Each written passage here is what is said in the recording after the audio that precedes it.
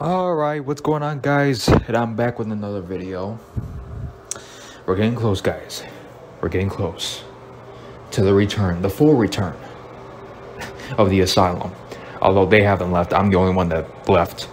But anyways, so there's been so much that has happened in the past week or so. One of the topics, maybe a couple weeks, it's been since the news of that specific topic, but I'm gonna go through 3 on this video. So there's 3 topics that I'm gonna dive through here. So the first topic is gonna be about SpiderMan No Way Home. So for those of you who don't know, SpiderMan No Way Home is once again out in the theaters, because they added a few, specifically 11 minute addition to Spider-Man No Way Home. I didn't go to the movies to rewatch the movie because I already went to the movies to see the movie, and in all honesty, I could just go on YouTube and look at the clips of the scenes. You know, I've already had my experience. It was a great experience. The second day it came out, it was pretty special. It was great. But as great as the movie was,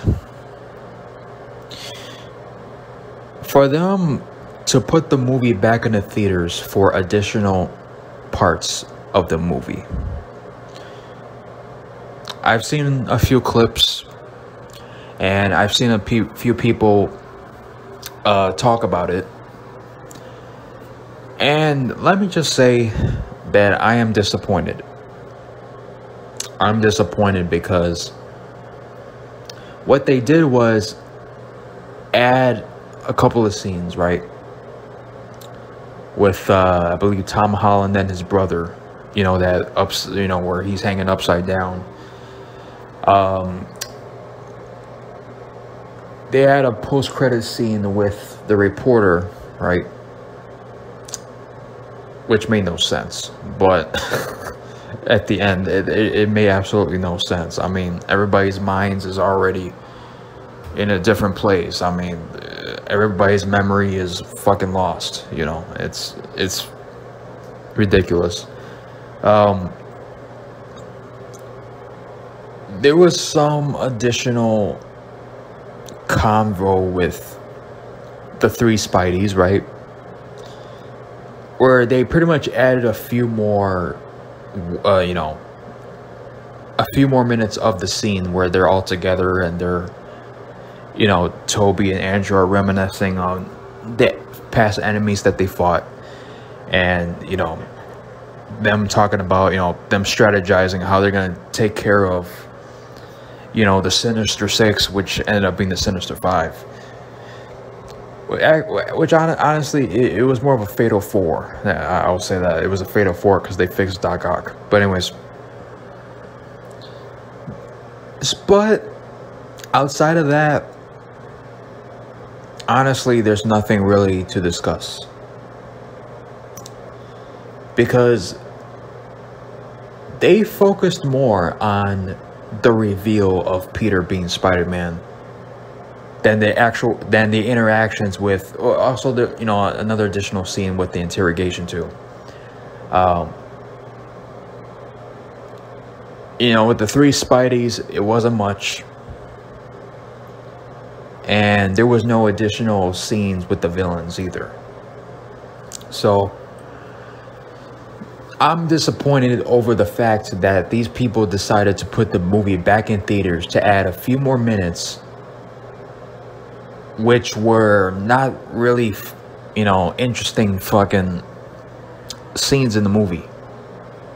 In all honesty, I'm disappointed because there was a scene, right? There was a specific scene that they deleted, and some of you may know where I'm going with this one, where they removed Tobey Maguire's Spider-Man versus Willem Dafoe's Green Goblin. They completely scraped off not only that scene, but when all three Spideys are going against the villains, you seen the Green Goblin actually running.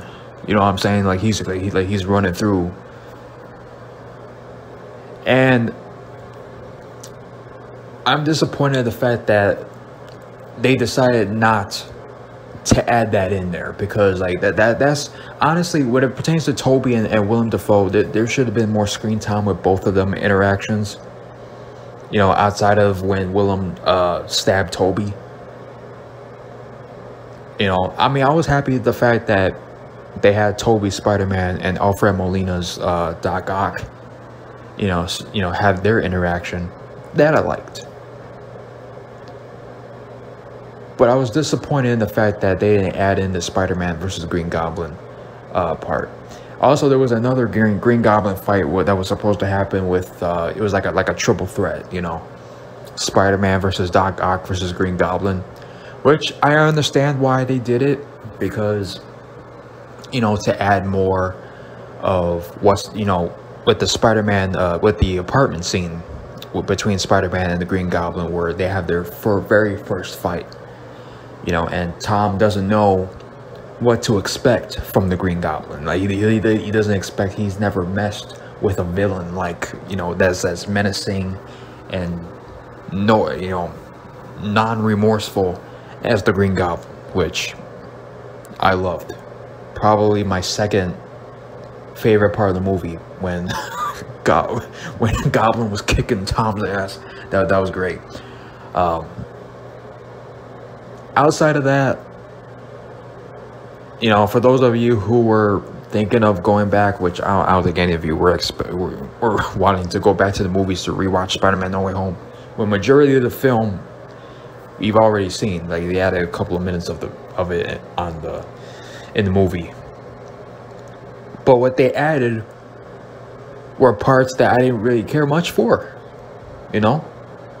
And when it comes to this, you know, the three Spideys interaction, you know, they just added a few more words from Toby and Andrew, you know, talking back and forth about you know, Rhino, you know, the villains they fought and this, that, and the other. So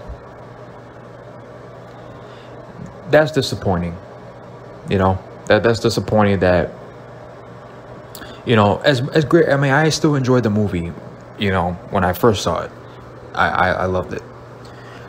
But as far as this time around, the scenes that they added weren't scenes I really wanted, that I didn't really care much for. So you know, unfortunately, they didn't add in you know, Toby's Spider-Man versus Willem Dafoe's Green Goblin. That was a huge miss. That was a huge miss, you know. And, you know, people were saying like, oh, you know, with Green Goblin being the main villain in the movie,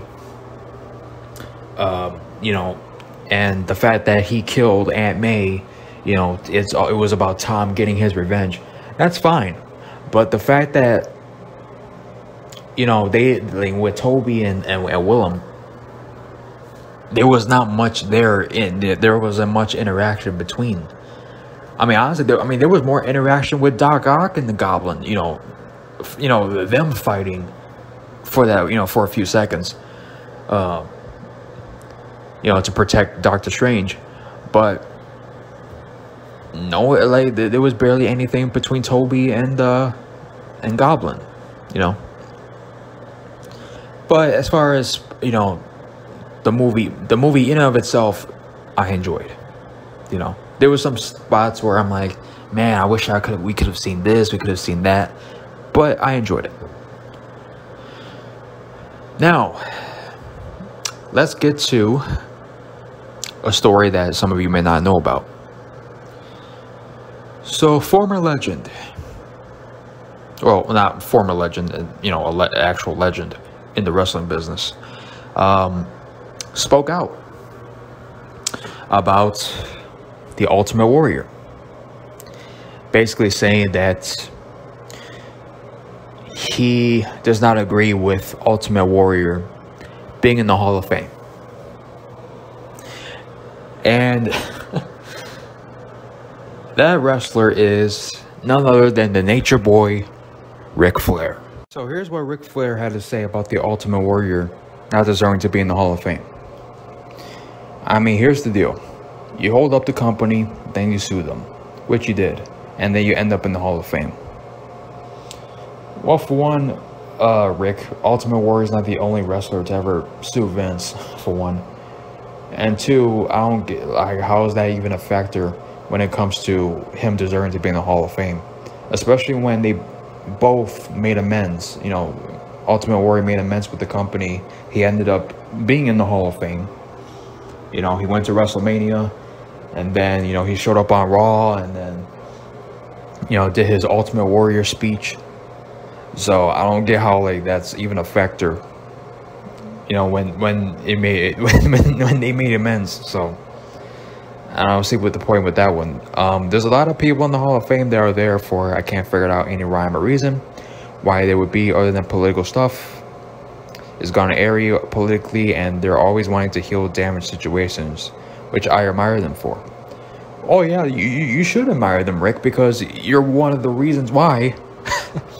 You're one of the reasons why WWE had to do damage control.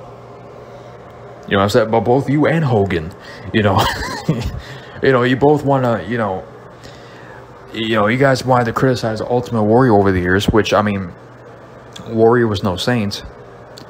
You know, he's had his faults. But last time I checked, like, these people, like Hogan and Flair, they damage control, damage situations, that WWE had to cover. Yeah, you're one of them, Rick. Because last time I checked, weren't you the one who sexually harassed, a flight attendant on a plane, on the plane ride from hell back in 2002? You got all drunk and, you started sexually harassing this woman, that was just trying to do her job. You know what I'm saying? Like, so you're one to talk, Rick. It's just so funny how much shit, Rick wants to talk. And yeah, last time I checked, motherfucker, you had a retirement match with Shawn Michaels. What was it? 14 years ago? At this point, 14 years ago, was supposed to be your last match between you and Ric Flair, and I saw the pay-per-view live. It was a pretty decent WrestleMania, but you had your match with Shawn. It was supposed to, and you had your farewell, speech, and then you had all these wrestlers coming out and congratulating you on your retirement, and then and then during that time you were talking shit about TNA, and then you end up in TNA. And then started wrestling in TNA after all that. Like, it's just so funny. Rick, you're the last person to be talking about, should be criticizing anybody. To be quite honest. But it certainly doesn't mean that someone needs to be in the Hall of Fame, right? Because you're the be all end all, Rick, right? You know what I'm saying? To me, that should be based on skill, ability, and what you've done in the business. Well, if you ask me, I believe that Ultimate Warrior does belong in the Hall of Fame. I think he does. And here's why. Ultimate Warrior, he's had his issues with Vince, but let's not pretend like he's the only one to have had issues with Vince. If that's the case, then anybody who has had issues with Vince should not be in the Hall of Fame then. Just recently, you had the Steiner brothers. All that shit Steiner talked, he ended up being in the Hall of Fame.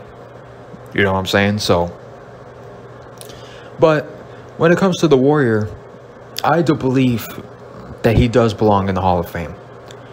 And here's why. Because he might have not been the greatest technical wrestler, but he was over with the fans. He had the look. He was charismatic. He was over. His promos were outlandish, but that was the point. He would come to the ring and running down the ring all hyper and shaking the ropes, and you have the whole crowd rooting for him, and there's a reason why they put the belt on Warrior against Hogan at WrestleMania 6, because he was over. As much as Hogan didn't want to put the Warrior over that night, but it doesn't work for me, brother. But he ended up doing the job because it was Warrior's time. And then in his later years, you know, before he ended up, you know, passing away, you know, as he grew older, you know, he started doing his motivational speeches. You know, for those of you who know, who have seen the clips on YouTube, you have Ultimate Warrior, you know, doing his motivation speeches and, you know, trying to help people out, and, you know, him trying to, you know, training young guys, you know, working out and stuff, you know, trying to be positive, you know, being tough, but at the same time, you know, being motivational, being strong, you know, to not give up, you know, wherever you're going through in life and stuff like that. So, you know, what he's done for the business was not only get himself over, but to also leave a positive message before he went out. So I believe he does belong in the Hall of Fame. You know, has he had his faults? Absolutely. Has he, you know, done some negative things? Absolutely. But as far as what he's done in the business, I believe he's done enough to be in the Hall of Fame. I do believe that. So, you know, Rick can say all you know, all he wants, but at the end of the day, Rick, you've had your faults too. And, you know, so, you know, both you and Hogan, you both had your faults too. So, you know, after what you did on that plane, should you be removed from the Hall of Fame? I mean, I wouldn't give a shit if Ric Flair was removed from the Hall of Fame. You know, I mean, I don't care at all for him at all at this point. So, that's pretty much what I gotta say about that. My time, and this is a fucking business. Why I'm a grown-ass adult man and I decide not to be friends with somebody is nobody else's fucking business. But my friends, if I fall backwards, will catch me. Scott Colton, I felt, never would have.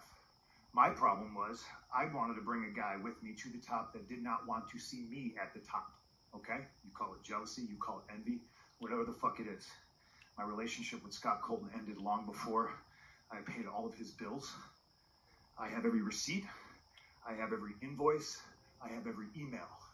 I have the email where he says, and I quote, "I agree to go our separate ways. I will get my own lawyer and you do not have to pay anymore." That's an email that I have. The only reason the public did not see is because when I finally had to countersue him through discovery, we discovered he shared a bank account with his mother. That's a fact. And as soon as we discovered that fact and we subpoenaed old Marcia, he sent the email, "Oh, can we please drop all this?" Now, it's 2022. I haven't been friends with this guy since at least 2014, late 2013. And the fact that I have to sit up here because we have irresponsible people who call themselves EVPs and couldn't fucking manage a target, and they spread lies and bullshit and put into a media that I got somebody fired when I have fuck all to do with him, want nothing to do with him, do not care where he works, where he doesn't work, where he eats, where he sleeps. And the fact that I have to get up here and do this in 2022 is fucking embarrassing. And if y'all are at fault, fuck you. If you're not, I apologize. But what did I ever do in this world to deserve an empty-headed fucking dumb fuck like Hangman Adam Page to go out on national television and fucking go into business for himself? For what? What did I do, Dave? What did I ever do? Didn't do a goddamn thing. Now it's time for the main event. Shout out to Mark Henry. So, for those of you who know, All Out was a few nights ago. Pretty good pay-per-view. CM Punk versus Jon Moxley. CM Punk is once again the champion. So, it didn't end there though. So, supposedly there's some backstage heat going on. So, for those of you who have kept up with AEW, Hangman Page cut a promo on CM Punk before they, battled for the belt, right? So Page cut a promo about how he was gonna fight for AEW because ever since you got here, Punk, you've been, starting some shit, yada yada yada. You've all seen the promo. And, you know, looking back at it, you could see on Punk's face that he didn't, I mean, people might have thought that he was just working. But looking back in hindsight, he looked pretty pissed off. You know what I'm saying? He looked pretty pissed off. So, Punk, I guess you could say, cut a shoot promo. You know, on the post show, right? And he basically went off on Hangman, on Colt Cabana, and EVP, the Elite, right? The Bucks, Kenny Omega, so and so, right? So I believe what happened was Punk was asked a question about Colt. Because, you know, for Colt, you know, going to ROH, right? So Punk was basically talking about his history with Colt. You know, basically, you know, about how he took care of him and he paid his bills and yada, yada, yada. He was there for him, so and so. And he thought he wasn't a true friend. You know, he wasn't truly a supporter of his, you know, because he got to the top and, you know, whatever, you know, jealousy, you know, he thought it was jealousy. And, you know, he basically talked about how he was there for him and he was basically being a selfish friend. So basically, CM Punk was talking about how he didn't approve of Hangman Page, calling him a dumb fuck, you know, going to business for himself, you know, cutting that promo on him a few months ago. Which is kind of weird because it's like, I mean, it's a promo. You know, you would think Punk, you know, would have known what Hangman Page was going to say to him. But I guess that was supposedly a shoot on Punk. You know, that's what Punk is trying to make it out, as if it was a shoot on him, what Hangman Page said towards him. Which, you know, because, you know, when it comes to this situation, Punk is the only one that has actually, you know, from what I've seen, he's the only one that has spoke out about this. And supposedly, after this whole thing where Punk, you know, was talking about how, you know, people were spreading, you know, the media was spreading rumors about he was basically the reason why they got rid of Colt, you know, getting fired, yada, yada, yada. And basically Punk was putting the blame on EVP, which is, you know, the Elites, right?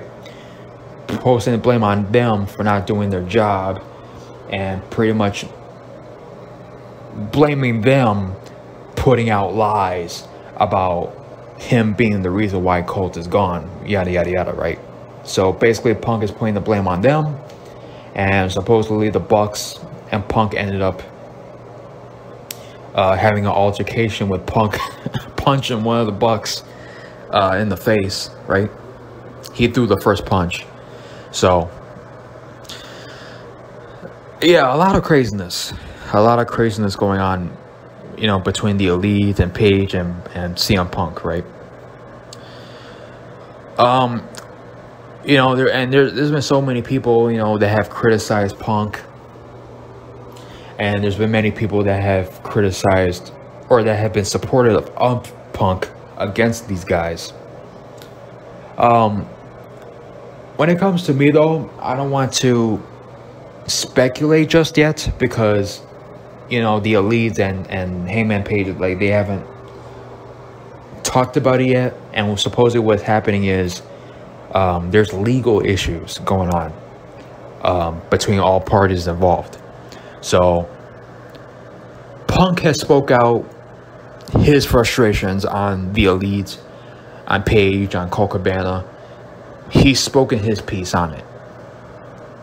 So we haven't heard the other side of the coin when it comes to this situation, although people have already spoken their thoughts on it. But all I'm gonna say is this: if that was truly the case, that Page, you know, quote unquote, went to business for himself and, you know, said whatever he said on that promo towards Punk without Punk expecting it, then I would say that's pretty fucked up on his part.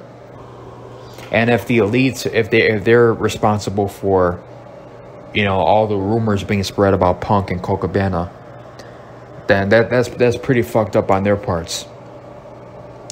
But You know, I don't really want to speculate for right now. I'm just gonna wait until, you know, more stuff comes out when it comes to this situation, because, you know, I've only heard one side of it. You know, I mean, people have already made up their minds about it, but I want to see, you know, their side of the story, to see what they say about it before I come up with a conclusion. You know, I mean, some of you may be disappointed in that, but, you know, that's just me. You know, because I don't know the full. I mean, I know the story with Punk and Colt Cabana from a few years ago. I know that story, but when it comes to the situation with Page and Omega and the Young Bucks, outside of them having their altercation, you know, their backstage fight, which supposedly it really wasn't a fight, it was Punk throwing fists, but outside of that, I'm not gonna go to a full conclusion of it yet until more stuff comes out. So that's pretty much what I say about it. But I find it funny, right? But you know, before I close out, I find it so funny how people, you know, you got all these people, right, talking about like, oh, Cody Rhodes saw it coming, supposedly, you know, like, oh, now I can see why Cody went back to WWE. Like, just making it about WWE, making it about Cody Rhodes. Although these are the same motherfuckers that were bashing Cody Rhodes when he was in the company. Now all of a sudden, you know, when Cody Rhodes comes back, now everybody wants to, you know, boost up Cody Rhodes when he came back to WrestleMania. And now all of a sudden, like, oh yeah, oh, you know, Cody Rhodes leaving this toxic. But that's not the reason why Cody left the company. Cody left the company because he wasn't getting the pay that he wanted. All right, now people want to speculate. Now people want to say, you know, want to, you know, all of a sudden want to support Cody Rhodes when they would never support. They didn't even support. All these same people were calling him overrated, overhyped, like he's going into business for himself with the Omega, with all these other motherfuckers, because since they're running the company, right? These are the same motherfuckers that are now all of a sudden praising Cody and all this other stuff. You're like, just stop. Just stop. You know? But anyways, that's pretty much what I say about it. You know, once again, you know, some of you may be disappointed that I didn't pick a side, but I don't want to pick a side. You know? I mean, some people might expect that I'm going to pick CM Punk. You know, I'm going to, you know, be on CM Punk's side because I'm a big Punk fan. Which I would say, out of the bunch, I'm more of a Punk fan than, and you know, all the rest of the guys. But I don't want to be on his side until the full details come out. You know, when it comes to, although there's already a report, you know, people go, well, they're, you know, putting the belts on themselves and take it over, or blah blah blah blah blah. Again, you know, people have their opinions about it. But I'm going to wait until more stuff comes out about it. So, anyways, thank you guys for tuning in. I hope you guys enjoyed the video. I'll see you guys next time. Peace. Okay, guys. So, I know I said I was going to end the video. But, this is kind of impromptu after what transpired last night on Dynamite. That CM Punk and the trio have been suspended. And not only that, but their titles have been vacated. So that's what transpired on Dynamite. I gotta say right now, man, I saw the clip of Tony Khan. I didn't watch Dynamite as it was going live because I was at work, but I saw the clip from Tony Khan of his announcement. And first of all, I gotta say, the fact that Tony Khan got booed at the beginning of the clip, let me just say right now, oh boy, because when you got an AEW crowd booing Tony Khan, yeah. And also the fact that after Tony Khan announced that the titles were vacated, oh boy, did the crowd pop. So yeah, CM Punk, yeah,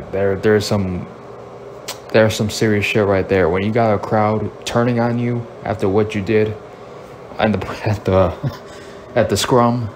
Yeah, this is not looking good. It's, you know, especially, you know, once they do come back from suspension. Oh boy, does AEW got a lot to to fix there. You know, you got some, you know, backstage heat. You know, you got people fighting backstage over shit that was said from CM Punk himself. But you know, another interesting thing too, before I end this video, is that Tony specifically said that he was forced to vacate the titles. Yeah, that's not a good look for you, Tony, because you're supposed to be ahead of the table, no pun intended, to Roman Reigns. And the fact that he was told to do it, that apparently he was forced to do it, yeah, that's not looking good for you, buddy. I'm just saying. But that's pretty much what I gotta say about it. Again, I wasn't gonna pick a side once again when it comes between CM Punk and you know, the EVPs or so what. But I'll say this, Punk, you're in some pretty hot water right now. So who knows what's gonna happen if they do come back, and it's gonna be interesting what they're gonna do once they do come back. If I was them, honestly, I would have you know, considering that the crowd, you got the crowd booing Tony Khan and cheering the fact that Punk's title is vacated. Yeah, once Punk does come back, if he does come back, I would have him turn heel. I would have him turn heel. You know, and you know, over the years we've seen how Punk could draw some fucking heat. He could draw some heat. So, and on top of that, you got MJF returning last, you know, set on you know, at All Out. So there could possibly be some money to be made with MJF. You know, we got the crowd, even though he's still playing the heel, he's still playing an asshole. But I mean, we'll see how that works out. But oh boy, a lot of craziness going on with AEW, and there's more to come. So we'll see what happens. So now, thank you guys for tuning in. Hope you guys enjoy the stream, and I'll catch you guys later. Peace.